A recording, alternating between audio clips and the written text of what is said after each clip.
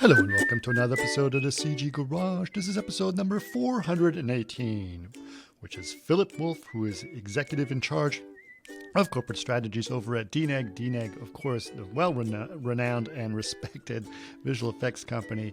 And he's a really cool guy to talk to Philipp. I actually met Philipp at RTS, which is part of the RealTime Society, and we were able to connect there. And I saw him give a talk, and I was really inspired. I said, I got to have this guy on the podcast. And it was really fun to connect with him there. And we talk a little bit about RTS as well, so you guys will know more about what that is. But learn a little bit about his past. He, started off in Germany. He actually studied producing over at Film Academy, which is pretty amazing that they teach that, especially producing in animation. Really cool that it was done. He did some work over at Pixo, did some stuff on Game of Thrones, which was kind of cool. And currently he's over at DNEG and has done a bunch of projects there, and then sort of moved into this new position where he's actually looking at development, or DNEG's looking at developing their own IP, which I also thought was interesting. He's got a lot of different interests, and we cover a lot of them. We sort of run the gamut on this podcast. He talks a lot about his interest in diversity in the workplace, which I think is really cool, and that's an initiative he's also putting forth as part of RTS. And talk a lot about virtual production. He's really big into that, and really cool to hear his takes on that. Talk about AI, a subject that, as you know, is very important right now, and we really want to get everyone's take on where they think that's going to affect them. And then finally, we talk about Web3, which I think was interesting. That was a lot of cool stuff that he has, especially in the area of standards in Web3, and digital twins is something that was really cool to talk to him about. So very excited to see that. Okay, we got one product announcement. So V-Ray 6 for 3ds Max Update 1. I'm not going to go into the details of that because I've been telling you about it for the last several weeks, but it's really cool. Lots of great updates, and definitely go check it out. If you want to know more about that, just go to chaos.com and look for the link at the top of the page, and you'll see V-Ray 6 for 3ds Max Update 1 and all the details there. And if you're going to ask when is it coming for my product, like Maya, Houdini, or SketchUp, or whatever, don't worry. They will be going down the line to all the products as we always do. Okay, we've got one event going on right now. You can check these all out at chaos.com/event. Coming up April 4th through 5th. Is in Paris, France, and we'll be at BIM World Paris. So if you're interested in the BIM World, go check us out there. We would love to see you. Again, that is April 4th through 5th in Paris. Okay, and if you guys want to know more about the podcast, of course, I don't have Kristen anymore to help me with these intros. If you guys listened last week, you'll know that she has moved to a different part of the company, and she's no longer going to be able to help me with the podcast. But if you guys want to know more about the podcast, you can go to facebook.com/CG Garage Podcast or chaos.com/CG Garage. And of course, if you want to watch this podcast on YouTube, which I always recommend because it's a lot of fun to see it. Popular now on podcasts, by the way, is video podcast. YouTube.com/Chaos Group TV. We post all of our podcasts on there as well. And if you have any other suggestions of people or things that you'd like to hear, but of course, come and reach out to us, labs@chaos.com. We'd love to hear from you there. That's the best way to reach us. Again, that is labs@chaos.com. But for now, please enjoy episode number 418. I'm with Philipp Wolf. Welcome to another CG Garage where the Chaos Group talks. You'll know it's over when the last bucket drops. We're gonna fire off rays in high dynamic range. We know that ambient occlusion is passé. Global illumination won't lead you astray. And while image-based lighting is really swell, you need to make sure everything has Fresnel. I was very interested in talking to you because we're both members of the RealTime Society with Jean-Michel, and I heard you gave some very interesting talks on there and gave some really interesting points. But I think it'd be great to sort of think about what your background is and how you ended up getting into the film industry.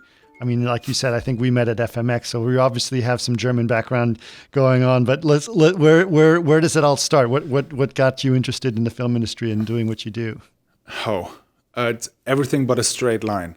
It wasn't that I was like, oh my gosh, movies! I want to work in movies. It's a thing I imagine most. No, it started with me being interested in a very diverse field of things. So from software development, web design, to system integration, system engineering, to automotive engineering, journalism, and then from journalism into reality TV. Believe it or not, I worked on Big Brother. And yes. Big Brother in Germany? Big Brother in Germany, yes. Right. Germany Nice. was, I think, actually the first ones to ever greenlight Big Brother. I think, that sounds about right.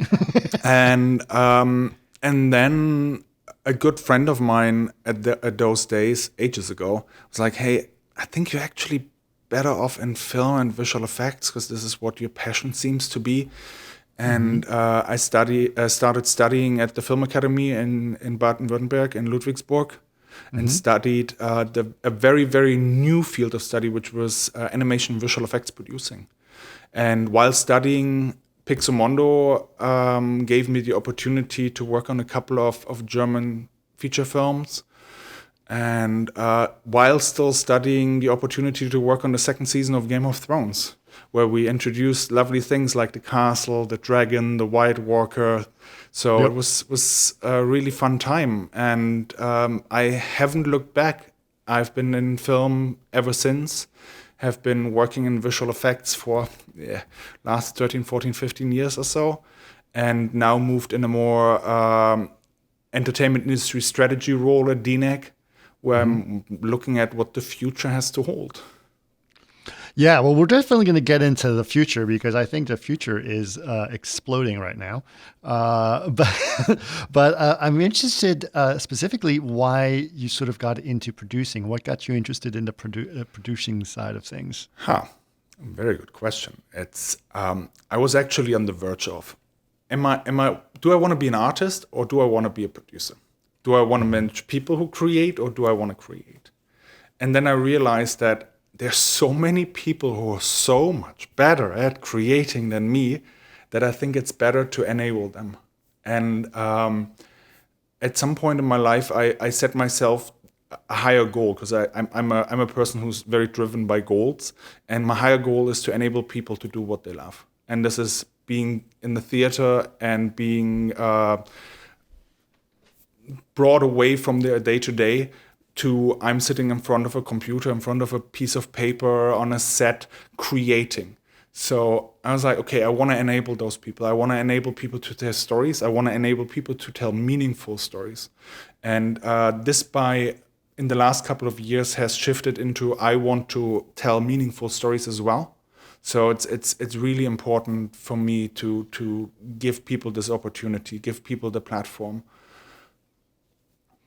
But do you think, I mean, based on what you're saying, the role of producer has a huge part of the creative process, right? And so you're not just sort of letting everyone else be creative, you're sort of orchestrating it in a lot of ways. Am I correct? Yes. So you orchestrate obviously a lot, but it's sometimes it's about creating opportunity. Sometimes it's about restricting opportunity. Sometimes it's about understanding what might need to happen next for the creative people to be able to actually excel in what they're doing. Sometimes it's also helping to push it forward. And yes, I'm usually heavily invested and involved in what something looks like, what something should feel like, what. I'm working on my own scripts and working with writers to get own stories told. So I'm certainly creative and I want to tell creative stories. But at the end, it's if I'm working with a writer, for example, is I have a vision of what I want to tell, but I'm missing the craft to tell that story. And before I'm saying, okay, let's just write, I'm engaging someone who I know actually knows how to write, actually knows how to translate my thinking into something else. And this is the same when I was doing visual effects producing for companies. I have a director with a vision. I have a visual effects supervisor on production side with a vision. I have a visual effects supervisor and vendor side with a vision. So my job is to get the director's vision on screen. So helping my visual effects supervisor on the vendor side, having the production supervisor to create that vision, which ultimately helps feed into the movie and tell the story, is my utmost goal. And if it's a creative thing I need to say, I'm going to say it. I'm a producer. My job is to get stuff done. My job is to, it's basically, imagine it, you're in an undeveloped piece of land. Your job is to figure out where to put the tracks, put the train on the tracks, put the driver in the train, and then let the train drive. And then you, as a producer, you're kind of always putting the tracks in front of the train, and you really, really hope the train doesn't catch up before you have the tracks down. And that's your job.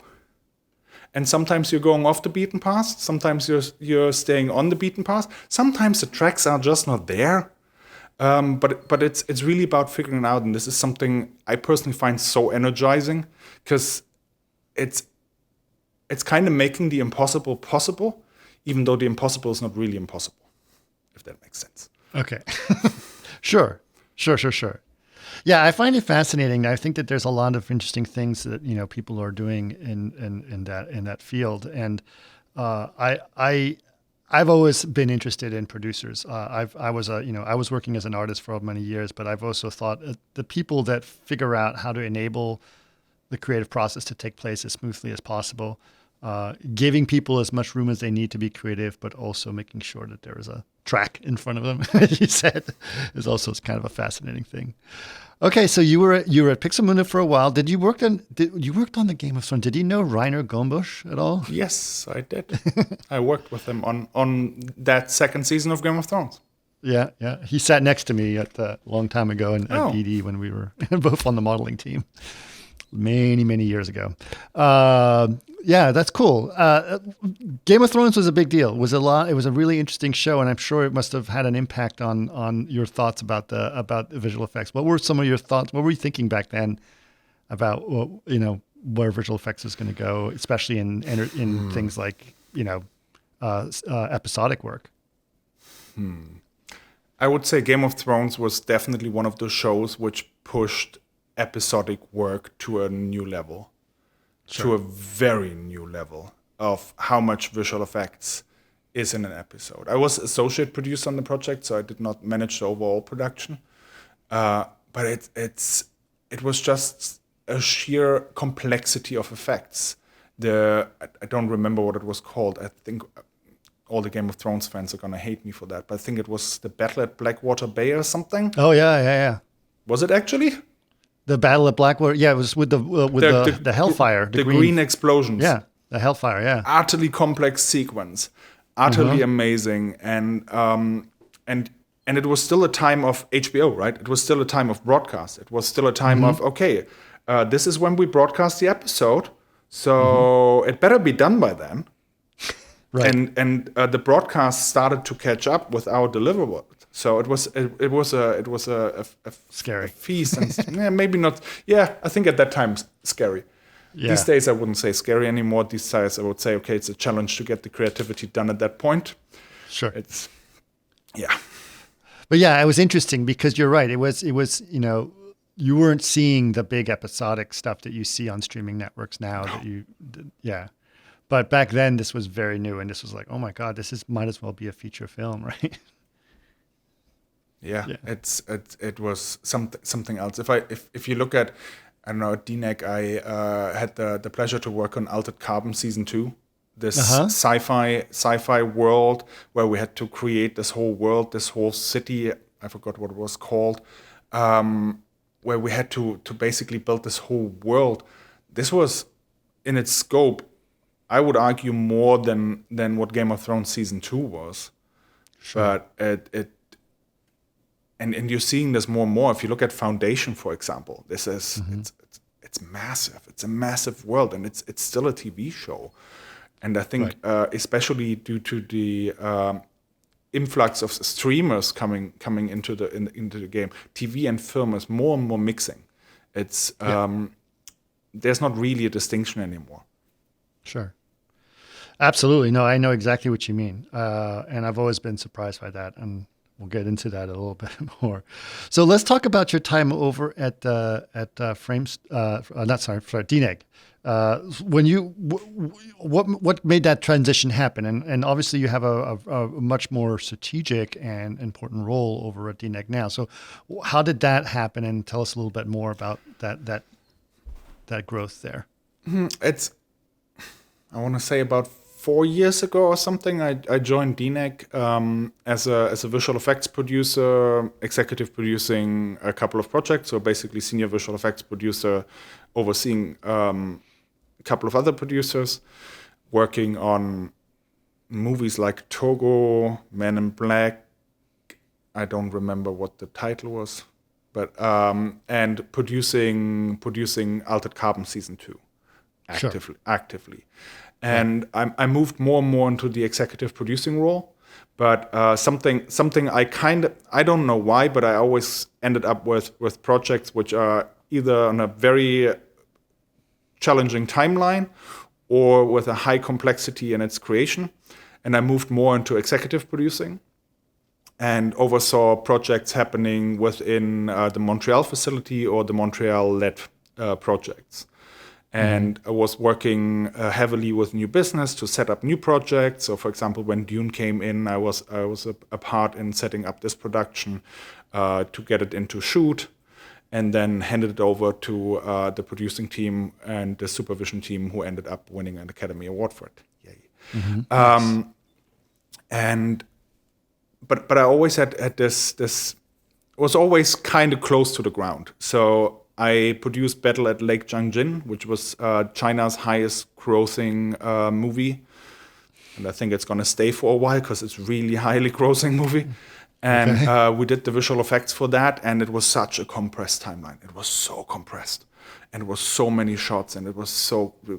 I want to say we had something like 1,500 artists working on this project to get it done. It was really, really complex. I had producers... I had people who we made producers in the same time during the project because they just were doing such an outstanding job, and then we got this movie done. So this was when I was I was still executive producing a couple of other shows, but focusing on a singular project. So it was always kind of like this: executive producing 3-4 projects, setting up a couple of projects, but focusing on one. The last project I've done for DNEG together with my colleague Cassius Avas. He's a visual effects producer at DNEG, as Glass Onion, Knives Out Mystery for Ryan Johnson. Nice, yeah. Really, really cool movie if you have watched it. It's on Netflix. Yep. And it's one of those movies you don't even see that there are visual effects in it. And it was over 500 shots of visual effects. Yeah. Go try spot them.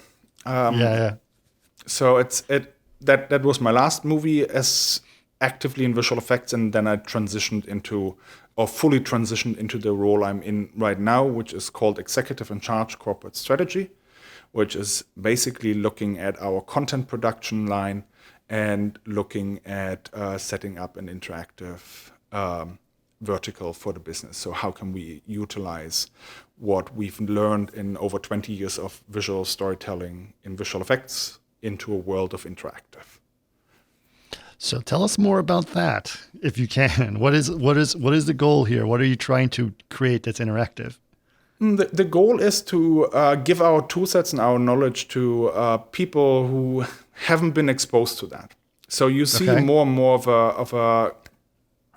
of a coming together of games and film. You're seeing more and more game technology being used in film.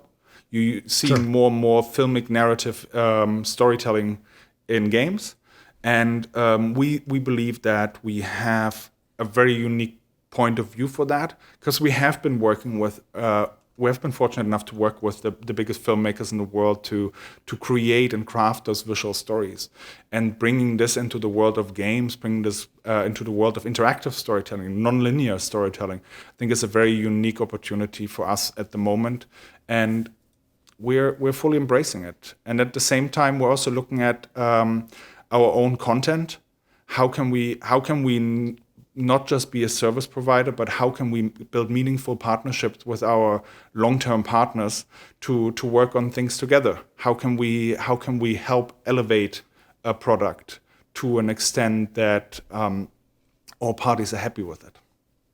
Now, what's changed a lot? Because a lot of studios, a lot of visual effects studios have all tried to create their own content, create their own feature animation, create their own features. And it's always been a challenge. And it's always been a challenge because then you end up competing with your clients, right? So those were always the things. What's changed recently that you think is going to make that strategy a little bit different today? I think what has changed, and it's a tricky one to answer, I think, because it's hard to pinpoint. I think what has changed is we've gone through so much content needing to be produced that I think there's a little bit more of an open mind to having conversations coming from other directions. I think it's really, we need content to exist, and we need content to be created, but there's only so much content which can be created. And I think having another opportunity for content to be created, or another avenue for content to be created, I think it's an opportunity right now. When you were saying the studios who tried it before, and some succeeded, Some did. some failed, unfortunately. Yeah. But if you look at the content which came out of visual effects or animation houses before, which was sole IP, it might have just not been the right timing for it.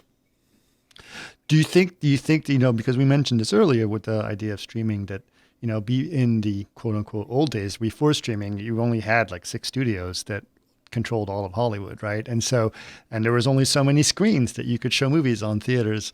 So, but nowadays with streaming, there's infinite screens that you could show content on. And there's more studios than there's ever been, right? Because everyone's sort of popping up and becoming a studio. Do you think that that's some of the things that have changed as well? Yeah, that definitely is, because the demand for content is higher than ever. Sure. So it's you need more and more content, and it's, be it the Netflix, Amazons, Apple, Hulu, Peacock. I don't even know all of them these days. Crave in Canada. They all need content, and they all need fresh content. They all need content to engage their memberships, their subscribers, and to keep their subscribers alive. So it's always about fresh content. Yeah. Do you think it went? There's a lot of, I remember, last year or, early 2022, seemed to me that the visual effects industry was completely overwhelmed. There was just way too much work. And there was a lot of stuff going on. I know from, based on some of the things that have happened, production has slowed down, but it seems that maybe that's not necessarily a bad thing considering how overwhelming people were. The work was. Do you think that's the case yourself? I would definitely say there was a lot of work being produced for the amount of people we have in our industry. Right. I think that we have untapped pools of talent we haven't looked at. And this goes all into the work I'm doing around equity, diversity, and inclusion. I think we have pools of talent around the world we haven't even looked at, and we need to start looking at to help mitigate those issues, that we don't have enough workforce to actually keep the demand up, or keep the supply up for the demand. Because it's, especially the time you were mentioning, there was such a high demand. Every project wanted to get done at the same time. Every studio had, I don't know how many projects, and there were just not enough people to do the work. Sure. Do you think that the pandemic has helped sort of alleviate some of that? Because I've heard mixed feelings about this over the last few years, but the fact that people can work from home, it's easier to hire people from anywhere in the globe theoretically speaking, right? One of the reasons I left the visual effects industry is I just didn't want to move around from tax subsidy to tax subsidy. And I know that was sort of, an issue for me. But at the same time, now I see a lot of people are being hired and they work in the middle of Idaho, or maybe they work in Portugal, and it doesn't really matter where they live. Has that sort of helped your idea of diversity in your talent pool? I think it's an enabler. I think we still have a long way to go in equity, diversity, and inclusion to be really a workforce which is represented, which has representation in every field. But I don't know. The pandemic the pandemic has helped no one. It opened up remote workforce. Sure. Remote work for visual effects was unthinkable. Every time it was mentioned somewhere, it was immediately gone. Because we can't do this. Except when it had to happen, then exactly when it happened to happen. And then it suddenly happened within 2 weeks. And this is something where I'm still awestruck from our IT team. I mean, we moved pretty much the whole company at this point, I want to say 7,500 people to remote work within 2 weeks. That's mind-blowing. How many people? I think 7, at that time, something like 7,000 people to remote work. Oh my goodness. It's insane. It's just, I don't know how they did it. And if I would wear a hat, I would take it off. It's really mind-blowing how our IT team did. And that's not just the IT team at DNEG. That's the IT teams for all the visual effects vendors around the world. They pulled off a miracle. Mm-hmm. And I don't think they get enough credit for that. Absolutely. I think you're absolutely right. I'm surprised. I mean, beyond the visual effects industry, I was just surprised that the internet didn't collapse, like the entire... Fair point. Fair point. It's, if you look at the internet, it's kind of still what it was when it was created. Right. It's not really anything new. Somehow people just managed to stay at home, and it seemed to work. Yeah, and all the Netflix on top of it, all the streaming on top of it, and we're not streaming in HD anymore or SD, good old days. Remote schooling. Everything internet, bam. And it worked, still works. Yeah. I had to upgrade my Wi-Fi router. Same. I bought a small business setup at home to make sure that my wife and I can both work remotely, and we can both have video calls at the same time while she's using a remote desktop connection.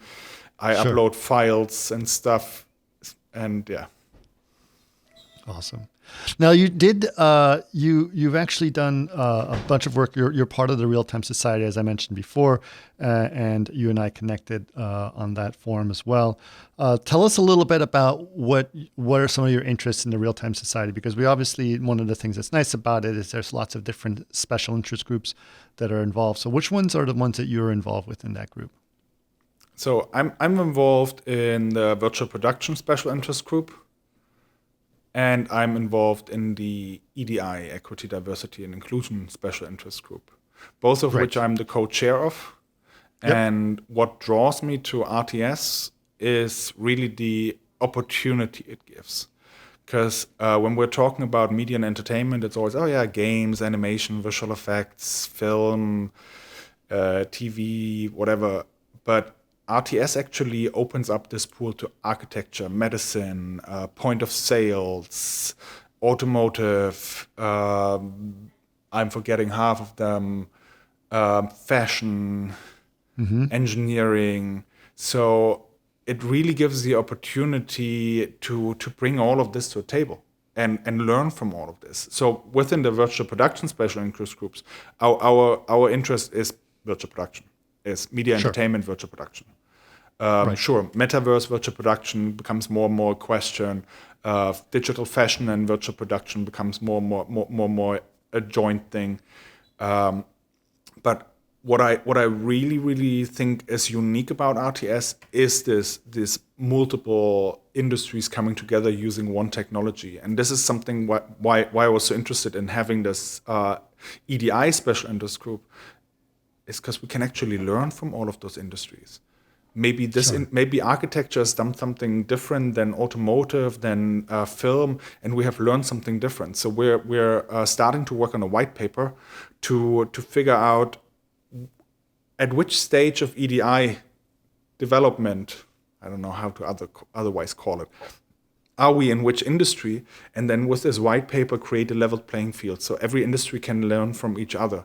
So we get an idea of this works there, this doesn't work. This is something this industry is really good at. This is something there, and learn from each other. And this is something which I truly value about RTS. I also got involved there as a counselor, so I'm working very closely with Jean-Michel to help elevate this not only RealTime conference, the RealTime Society, the RealTime Economic Summit, which is coming up in May. It's really about creating this platform for everyone to learn from each other. Absolutely. It's very interesting that you say that, because there's actually very similar things that interest me in the RTS. You know, as Chaos itself, we have many different customers in different areas. You know, architecture, automotive, same thing, right? Same exact thing. And the thing that I think is really cool about RTS is that finally I can get all of our customers in the same room. Yeah. And they can actually talk to each other, because I do know the problems that the architects are dealing with and the problems that the visual effects people are dealing with, but they don't know each other. But if they're in a second say, oh, you should meet this person, you know, and so suddenly they're tackling the same thing. And from an efficiency point of view, if we can solve one problem instead of two problems, it's much better. Absolutely. I'm all for that. For sure. For sure. So let's talk a little bit about virtual production. Obviously, you probably know Steve Griffith, I'm not sure. I do. Yes. Steve and I worked together for a long time. I've always been a great fan of his. I think he's extremely talented and very enthusiastic. But tell me a little bit about what DNEG is doing in the area of virtual production.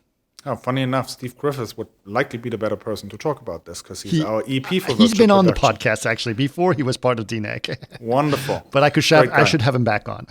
Great guy. Now, he's our EP for virtual production. Yeah. What DNEG is doing virtual production, we are, as everywhere, we're pushing the status quo. We want to make sure that we have the best tool sets for filmmakers to tell their stories. We are... One of the things we're doing is we are pushing heavily into education for virtual production, because it's important that the filmmakers actually understand this new tool. And fairly honestly, it's not as of a new tool. It's just an evolutionary step of tools we've already used before. And it's really something special. So, for example, we attended the Produce By conference last year, which is done by the Producers Guild of America, and we did a session on virtual production for independent filmmakers. Because virtual production does not need to be expensive. Virtual production can be tailored to your needs, can be tailored to your story. And actually, even more interesting, we're starting the conversations about how can you tailor your story to virtual production. Because if you write for virtual production, you might actually be able to find a lot of efficiencies in shooting your movie or shooting your script. Absolutely. And now, obviously, you know, this as you mentioned, this is not necessarily a new technology. People had things called rear projections for the last 100 years, but we've evolved this, as you mentioned, and we've had some very interesting things to do. And obviously, shows like The Mandalorian really sort of brought light to the situation. During the pandemic, I think a lot of people just saw this as a magic bullet that was going to solve all their problems. And people who weren't necessarily in visual effects and trying to shoot a film under these restrictions, I think a friend of mine said, "Why don't we just Mandalorian it?" was the quote that they used. And they were like, "Oh, that's not how you solve the problem." How do you deal with that, where people like they just want to Mandalorian everything and they don't know how, like you said, how to use this tool for its efficiency and what it can do? So the thing is, it's first we have to separate and individualize parts of virtual production. So sure. You have your previs, you have your what we tend to call virtual production these days is in-camera visual effects on an LED volume. Yep. You have using LED lighting, where you just use the LED volume or part of an LED flying wall to light your actors or the scene. You have PostViz, you have TechViz, all things which have been around for a long, long, long time. And when you have people like, oh yeah, can we just do virtual production? Yeah, sure. What's your budget? Oh yeah, we don't have an extra budget. So I've done my fair share of comparison budgets, looking at, okay, I have a physical budget versus a virtual production budget. How does it add up? Right. Virtual production always adds complexity to your project. It doesn't reduce. It always adds. Right. But there are certain elements where you create offsets. And those certain elements where you create offsets are ultimately the things which might save you something. So, for example, with virtual production, I can change my location from Beijing to San Francisco in a click of a button. Right. Otherwise, this is a 2-day trip with time zone. You're likely talking 3-4 days out of your schedule. Right. So, click of a button versus 3-4 days. I'll take the click of the button. But then the question is also, what's the scene I'm shooting? So you need to always assess it on a case-by-case basis. And talking to producers, they usually don't like when you're saying it depends, because it always depends. It always depends of what you're trying to achieve. It always depends of what you're trying to do. If you, for example, want to put a child on a motorcycle, this is something utterly dangerous for the child, hard to insure, ignoring the dangerous, right? Hard to insure and whatsoever. So if you have a motion base or just a strapped a motorcycle in the virtual production volume, all of those safety issues are gone. Right. So this is where virtual production is amazing. Car processing, I mean, TV car processing happens in every freaking TV show, every multi-camera TV show, every show where you see a car, it's usually a backdrop or a green screen or something. Put it in a LED volume, you're done. And it looks fairly real. Yeah.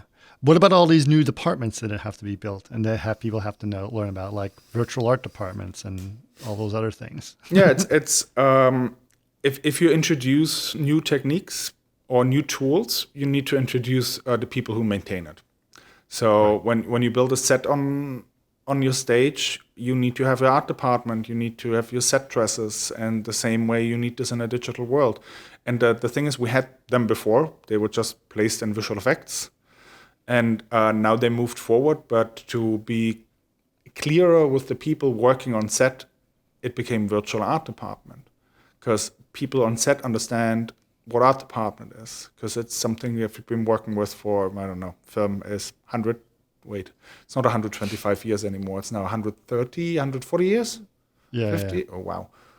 It's getting older by the minute, like everyone. And so it's finding things which are not alienating. It's finding things which helps everyone else to embrace this shift into a digital age. Right. I find it fascinating. You know, we always used to complain about people that would say "fix it in post" and that old saying. As someone who's been a producer and the cost involved in the "fix it in post" statement, do you feel, first of all, has in-camera visual effects specifically forced filmmakers to actually have to make a decision at that time and in fact making this system more efficient, or are they still trying to kick the can down the road as much as possible? I mean, fix it in post happened through something, right? They took decisions to build their sets and then decided to fix it in post because they were like, yeah, maybe it wasn't the right decision. So I think nothing has changed there. Okay. I mean, I was hoping that filmmakers, one of the things that I think it must have been very frustrating, I used to say this in the early, a couple of years ago in the early days of all of this, is that it's very frustrating for filmmakers. And they actually had a big backlash against the visual effects industry. I call it the Life of Pi days, when, they'd be shooting in a giant blue or green volume and they have no idea what's going to happen. And they just hand it over to someone and say, good luck, we'll see you in 9 months. And then suddenly they finally get to see what was only in their head. And that must have been very frustrating to filmmakers, which is probably why, there was such a backlash against against visual effects and CGI. But do you think that now suddenly when they can see it on the set, that suddenly they've regained some interest in terms of what visual effects actually is and what it can do, and computer graphics more specifically. I think it very much helps. It does not only help the directors and the other filmmakers, it helps the actors a huge deal than standing in a blue screen set. Just imagine standing in a blue screen set a whole day. How your vision changes just due to this, because you just see blue. So it definitely helps the filmmaking process. It definitely helps to bring people into those worlds, even if they're non-existent worlds, that they see, oh, I'm suddenly standing on this non-existent planet, in this non-existing world. I'm suddenly in a medieval time. Okay, medieval time is something we were able to do before, and for distant world we just drove to Arizona, but it really helps. And then utilizing tools in virtual production like simulcam, where the DP and the director actually see part of the foreground object of the other objects which would live in the scene, or see if your actor interacts with a creature on screen but this creature doesn't exist, so you can actually frame your camera based on the creature you're seeing. So those tool sets definitely help tremendously to do that. Right. Yeah, I do remember actually. You might have worked. Did you work on Oblivion at all? It's part of Pixar. I walked past it. I did not actively work on it. Okay, because I remember when I was working at Oblivion, just for people to know, was the work was split between Pixamundo and Digital Domain, mainly for those for that film. But I do remember talking to Tom and him saying that, because they did these big projections of all the outsides and things like that, he said it was the most surreal and beautiful experience. He'd been so used to being on this green screen and blue screen sets that to him it was like he felt way better about being able to act within that environment. So it stuck with me, and I think I always will remember that's something that's important I can imagine, as actors, to have something to help them beyond their imagination. Yeah, definitely. And Oblivion was 2012, 13? 2000. 10? No, it was going to be 10. 11 or so. Yeah. So yeah, it was a while ago. It was, I think, 8K projections, rear projections. They were fairly front big. Projectors, I believe. Yes, and there was several screens and then multiple projector screens. And from what I remember, you guys shot all the footage, Pixamundo specifically is what I mean, shot all the footage of those skies at the top of the mountain of the Big Island in Hawaii. Oh, right. Yeah, a long time ago. And like I said, I walked past the project. It was also handled in Stuttgart. I just remember fighting for Render Farm. Uh-huh. Yeah, there was a lot of processing because there was a huge amount of footage that was being done. Different loops, different skies, so bright skies and sunset skies. And it was quite spectacular. Okay, well that's fascinating. I'm always curious about in-camera VFX. I am myself actually been, as a lot of people, my listeners know, I've been working on in-camera VFX ideas in terms of the R&D side of things, which I've been talking to Steve with, so that's all good. So, but I'm curious also now, obviously, because of your involvement in strategy and thinking, it seems to me that you have a lot of ways of looking at the very big picture and not the sort of the small, how to solve small problems. You're kind of looking at a big picture idea of where things is going to go. What are your thoughts from that perspective, from someone in your position, on how a lot of these new tools, specifically AI tools, are going to affect how we do our work and the kind of work that's available to us? I think it will enable something which in manufacturing and engineering and is happening already all the time, is rapid prototyping. We will be able to rapid prototype. It's just imagine you're feeding a script into an AI and it gives you a previs. Doesn't mean it's the film you want to shoot. Doesn't mean it's anything you want to do with it, but it removes the blank page. It removes the struggle of the first line you draw. And no, I really don't like it that way. I really want to be something else.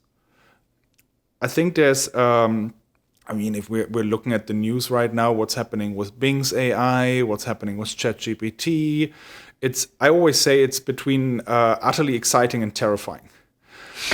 And but I think it becomes a tool set, and I think we need to figure out how to implement this tool set.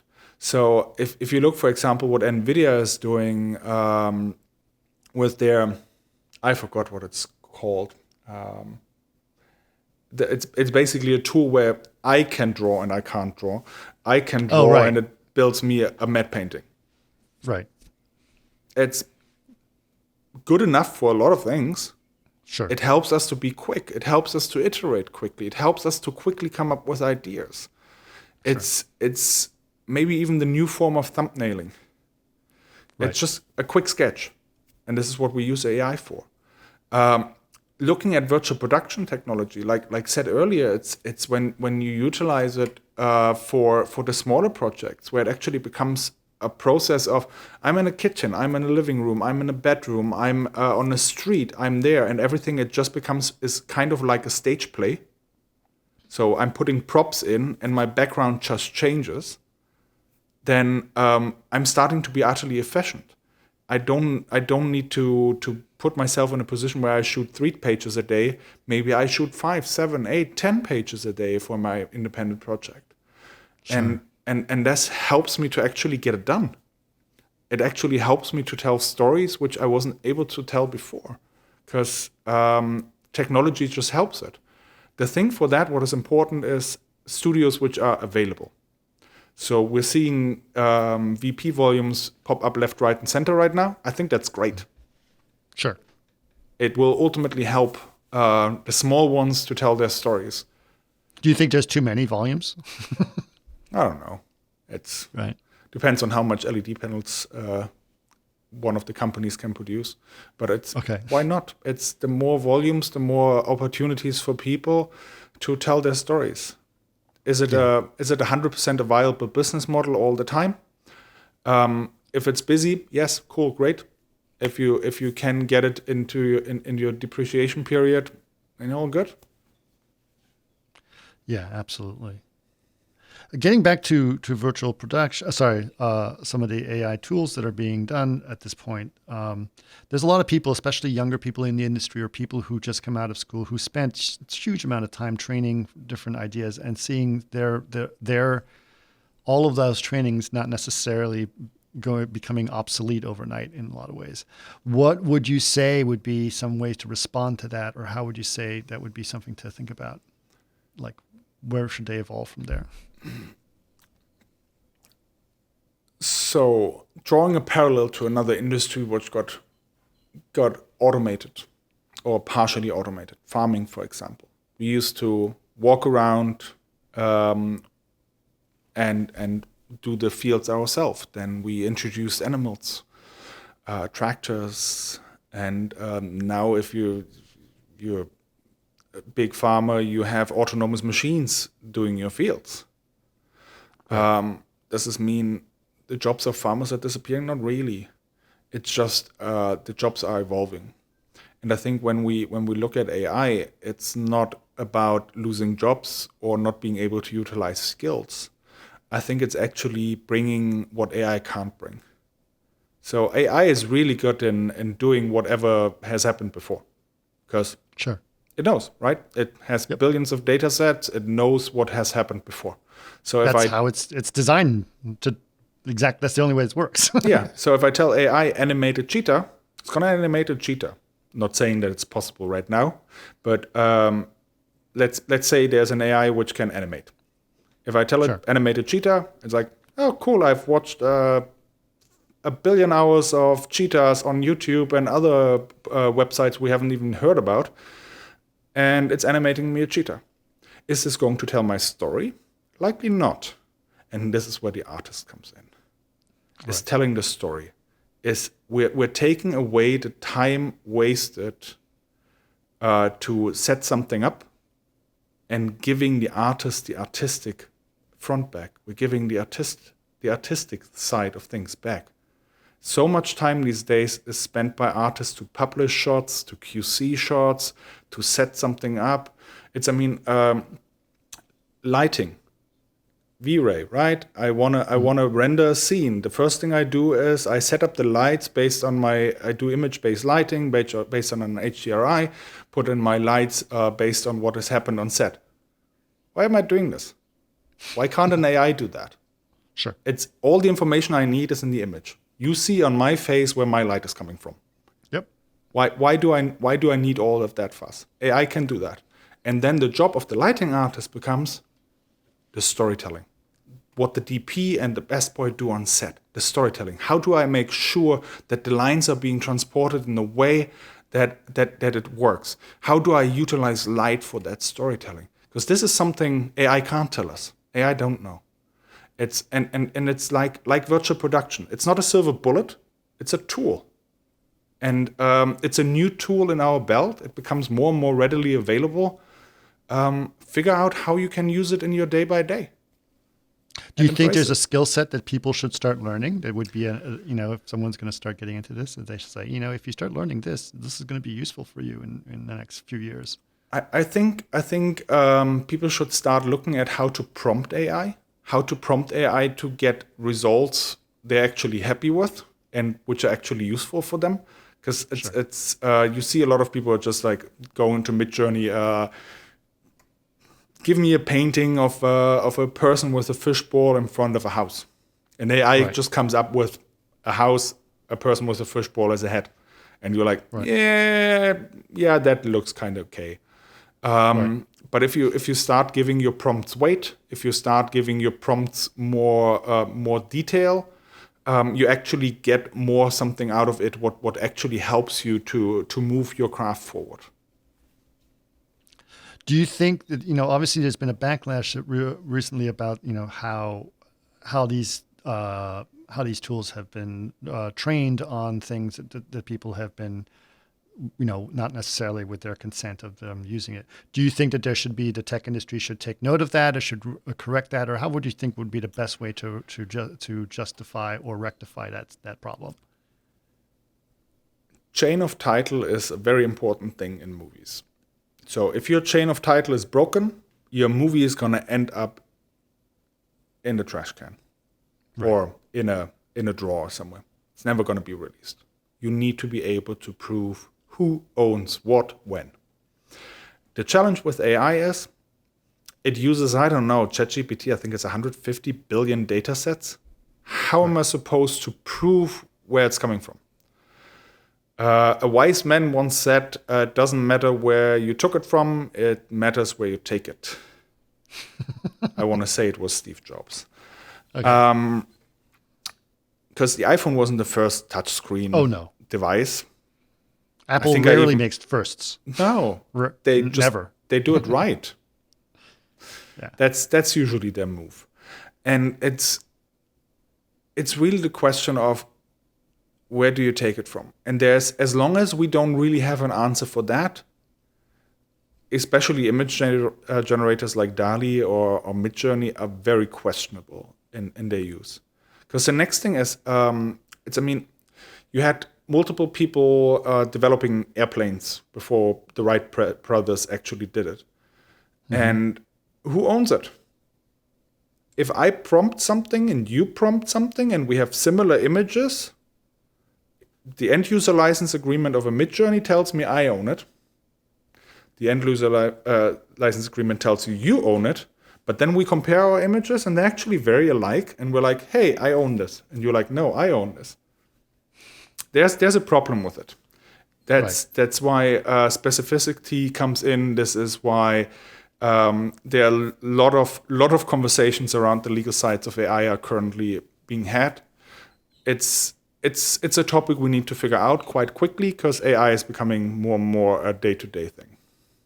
Yeah, I think you're absolutely right. And I think that this is something that sort of needs to be considered. And there's some responsibility, I think, that we need to think about. At the same time, I find that it's almost impossible to stop this train. It is moving way too fast. Yep, agreed. Agreed. Yeah. It's so quick. At least, I mean, I'm now a subscriber of ChatGPT. I'm actually paying money for ChatGPT because it the way my brain works. I'm a very visual thinker. Before I put something on paper, it needs to be fully fleshed out in my head, and this is usually the time when I'm starting to get disinterested in it, and that's bad because when I have to write it down. You need to have the energy to write it down. But if you're not interested in it anymore because you have solved the problem, then why would I write it down? And I'm actually utilizing ChatGPT to help me write it down, to get rid of the white page, to give me a starting point. So I have a couple of chats going with it where I have it in different mindsets, which sounds is more on the terrifying scale, to have something on a mindset, which is a machine. You want a tone. Yeah. So it knows what I'm talking about. Or I know that it knows what it's talking about. This is more my intent. And then I'm utilizing this and feeding it a couple of informations of my thoughts. And this helps me to basically get over the hump of the empty page. And then I can organically write about the thing I'm doing.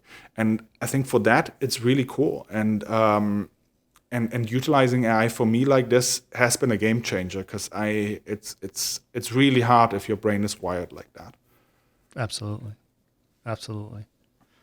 Okay, I do want to, you mentioned obviously you guys are getting into some interactive things. You guys are looking at real time, obviously, in a lot of interesting ways. And content in general and the way it's being distributed has changed drastically. What are your thoughts on how content and storytelling will happen with Web3, and do you still think Web3 is a viable way of looking at how things are going to be shared in the future?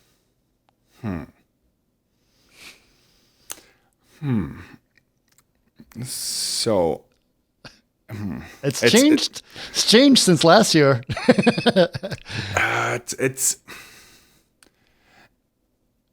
I mean, Web3 is ultimately decentralized user-generated content. Yep. Right? We have user-generated content. DNEG could be decentralized content that you create on Web3. Warner Brothers is making stuff on Web3. Oh, everyone is making stuff on Web3. Is it decentralized? Yeah. Is it? It's. I don't know. It's when the thing is when we're talking about Web3, we usually tend to slip into metaverse. Yep. We're definitely interested in being at the forefront of helping to build the metaverse, helping to build all the assets required to step into the metaverse, making sure that you have the best experience possible stepping into the metaverse. Metaverse is nothing new. I would argue we already have metaverses since Ultima Online, which is, I don't know, very old. 2004, 2005, which was the... Ultima Online was actually 90. I remember Ultima Online from 96. What? Was 96? Yeah. No. Maybe 97. Oh my gosh, 97, you're right. Oh my gosh. Yeah. Sorry. I don't know where I picked that number up. Way too old. Yeah. Oh my gosh. Yeah, but this is in my eyes it's the first MMORPG, who doesn't know it. Sure. And who didn't Google it now. And it was the first time you interact with other players and build a community. And building a community, if you look up Lord British, if you look up the candle ceremony in Ultima Online, I'm getting goosebumps just talking about it. It's truly a community which was built. And this is for me Metaverse. Metaverse is I'm meeting with people I care about or I don't know. Funny story. So I've very actively played World of Warcraft. In my eyes, as well, a metaverse, because MMORPG equals metaverse. They're not quite decentralized, but they're not decentralized. Metaverses. No, but user-generated experiences. And some of my closest friends I got to know in World of Warcraft. I'm still in contact with them 20 years later. Yep. After playing World of Warcraft, maybe not 20 years. Oh, wait a second. Wow. No, actually 20 years. Wow. We're not getting younger. And it's really great. And today I can say it. I'm still playing Fortnite because I'm playing with friends. And playing with friends is connecting with friends. And Fortnite actually is more of a metaverse because you actually have the creator mode where you can create user-based content, user-based experiences. And it's truly amazing to see that. And when you then see, for example, the sandbox, which is more of a Web3 experience, to go back to your original question, is you have this blockchain-based land which you can buy with a token called Sand, which you can get I think it's on the Ethereum blockchain. And with that, you can buy a piece of land, a plot of land in the virtual world, and you can build an experience however you like to do. And it's your experience. It's if someone goes into that experience and does something which costs sand in that world, it's your money. Right. It's your experience. It's truly user generated. And when we look at storytelling like this, you can build stories with those experiences. You can build stories around different metaverses, from Sandbox to Fortnite to Roblox to Minecraft to Decentraland to Second Life. Yes, Second Life is still around. It's all of those can combine, and at some point, and it might be interesting for you if you haven't done with talking to Mark Petit. You're already going in a direction that I was going to go to, but keep going. it's the Open Metaverse forum and standards around that. Is how do I build an ecosystem where an item I buy on Roblox translates into Fortnite, translates into Sandbox, translates into I don't know what. It's the interoperability between all of those items. This is where it's 100%. Really interesting. So a couple things here, because we're going to go a little long if that's okay. Do you have a little time? Yeah, that's fine. Okay.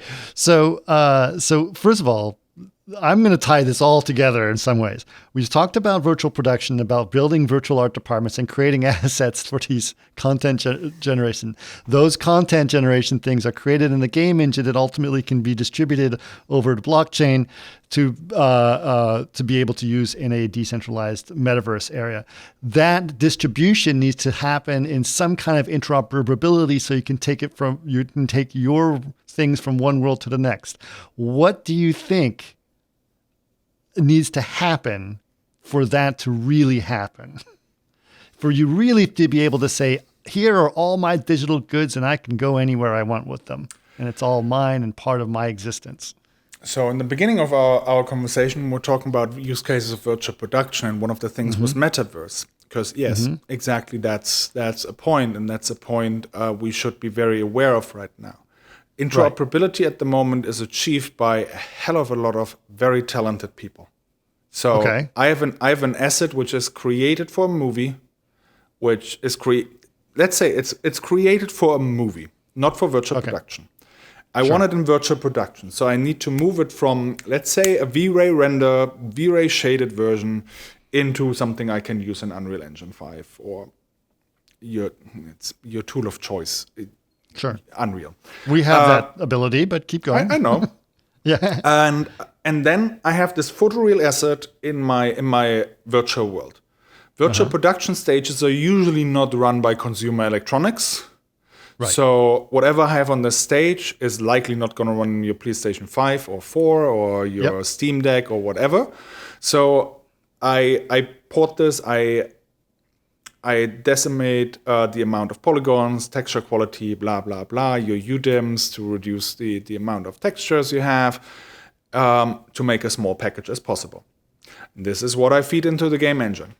But if I'm then saying, okay, we're now at this point, I have it in a photoreal game, but I want to get it in the metaverse. So I go to Sandbox. Sandbox is voxelized. It's a voxelized world. So a photorealistic version of, we should have decided what object we're going to take in the beginning. Let's say a flower.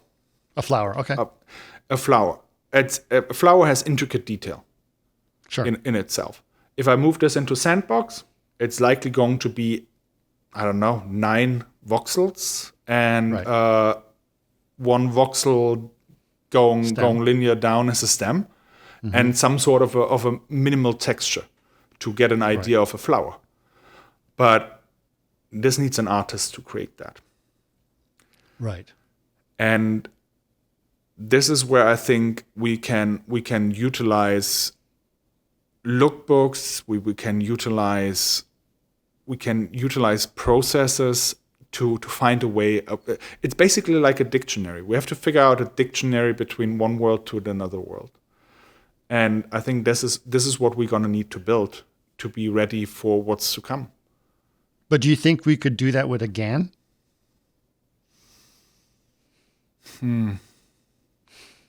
I mean, we were already doing that. We're taking this picture and making it look like a GoGAN.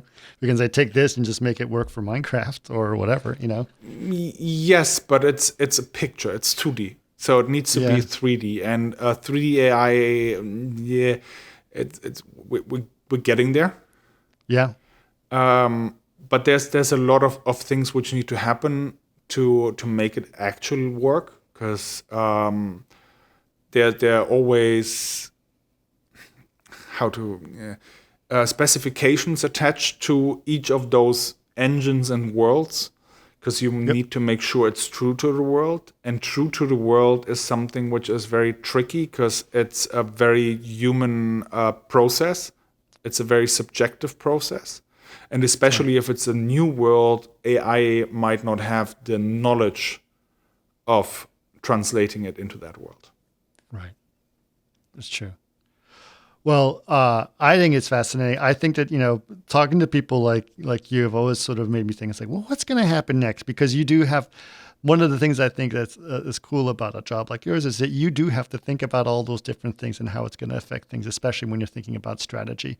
And so this, and you know, digital assets are going to become a big, it sounds like a boring thing, but it's going to become huge. Oh, we haven't even started talking about digital twins. The digital twins is another one. Yeah. Tell me your take on digital twins. What are some of the things that interest you there? Oh, they're utterly intriguing, because it takes what we've done for, I don't know, last 50, when was 50 years? 70 years by now, right? No, we started visual effects in the 60s, 70s, something. So 70, 80, no, 70 years of digital asset creation. But it takes it into a scientific world. So let's say I have a little moon on my desk. Yep. Yeah. Creating a 3D asset of that, it's not the hardest thing in the world. Nope. Creating a digital twin of that is actually it's not as trivial as creating an asset of it, because a digital twin means it has the same material qualities and it has the same geometry. So I need to figure out a scientific process of creating a digital asset. And a scientific process of that is something we have in the creative world not ever really done before.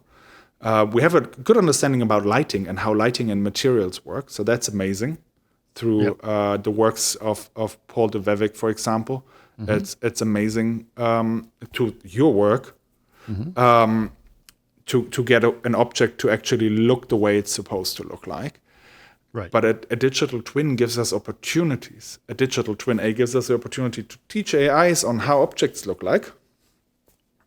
A digital twin gives us the opportunity. I mean, just GTC is happening, I think, in 2 weeks. And GTC is happening like the NVIDIA one. Right? Yes. That is like in 1 week. It's already in 1 week? Oh my God. I think so. It's happening very soon. Yeah. But it's what, just look at the keynote from the GTC from 2022. Is what they use digital twins for in point of sales, what they use digital twins for in logistics centers, in research around cell phone reception and antenna placement in urban structures. It's all digital twins. Yeah. It's all connecting with what we're doing. And again, this is where RTC and RTS becomes really, really interesting, because it's combining all of the sectors together. I found digital twins to be fascinating in hospitals. because in hospitals, a lot of times I was seeing some architecture construction guys that were talking about how they're using digital twins of the hospital and its functionality, obviously sort of matching what's happening in the physical world, which is why it's called a twin. And then they would use AR glasses to walk around the hospital to point out the different maintenances that needs to be used for fixing a pipe, et cetera. Instead of saying, oh, you just walk around with glasses like, oh yeah, I got to fix that. Okay, boom. And you're just looking at it through the wall. That's amazing. That's amazing. Yeah. I remember playing with something like this on the cruise ship. I did a prototype for a cruise ship ages ago where we used, I want to say it was the first time AR kit became available on iPhone. Okay.